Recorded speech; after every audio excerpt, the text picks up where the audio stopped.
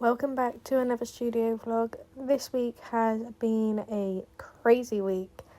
We have had so much going on, but here I am making you another video showing a bit of behind the scenes of what I have been up to in the last week. Here I decided I had these pressed rose petals that I had done a couple of weeks ago and I wasn't too sure what I was going to do with them. But I thought I would make some earrings with them, just the petal on its own.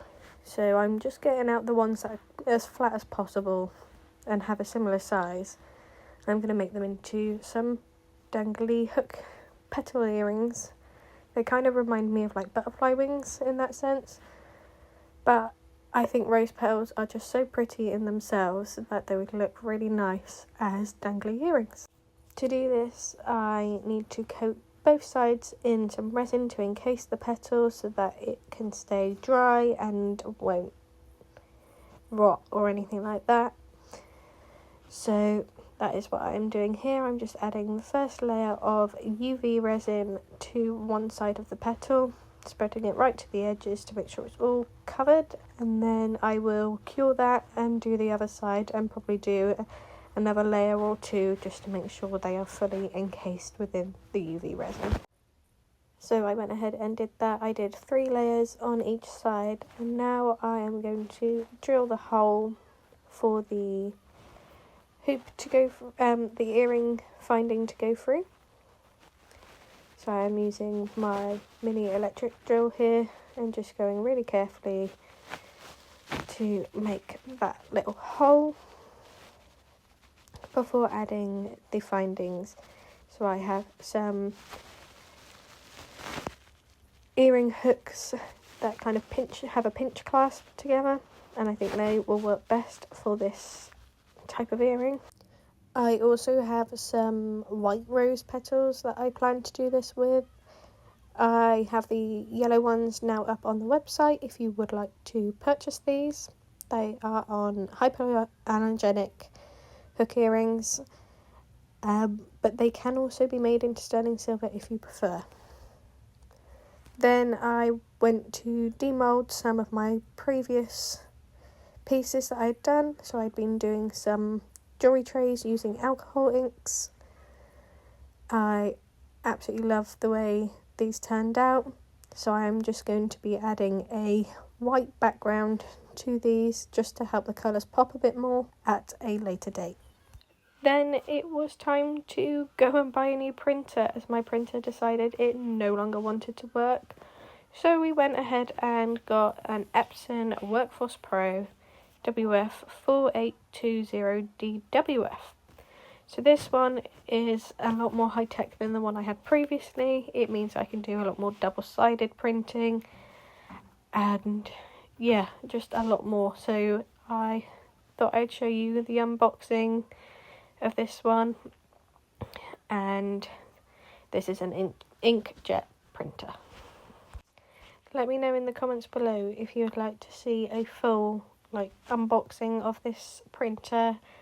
I didn't want to bore you guys in this studio vlog doing all of that, taking everything apart, but I know some people enjoyed seeing that. I was doing this because I had a custom order come through, so I will show you what we did there in a second. So for those of you who don't know, I actually started my business off by making stickers that I had designed. So I still get some orders that are kind of sticker based or print based, which I am more than happy to do from time to time. So this was for a champagne bottle wedding gift. They wanted to have a custom label, so I went into Canva and designed this before putting it into Cricut to ensure that the cut is nice and crisp after printing. So that's what you can see me doing here, is just editing in the Cricut software the size of the label before going ahead and printing. I did this on gloss sticker paper. Joys of a new printer. This is where I realised I had done it the wrong way around, so put the paper in again and reprinted. I now know which way to put my sticker paper, and that is print side facing down as it flips in this printer. As before, I had a back feeder, so I put it just the way facing up, as this time I need to do it facing down, which I suppose you're going to have to learn each time you get a new printer. Now, just to cut it on the Cricut machine, and whilst doing that, I was also just doing a bit of admin work on the laptop. And this is the last thing I did for this studio vlog. So, the champagne bottle I added a sticker to, and then I actually popped it in the fridge just to help it set a bit better and stick to the bottle. This also helps the ink dry better as well. But yeah, I did the label so that it fitted exactly over the previous label that was already on the bottle.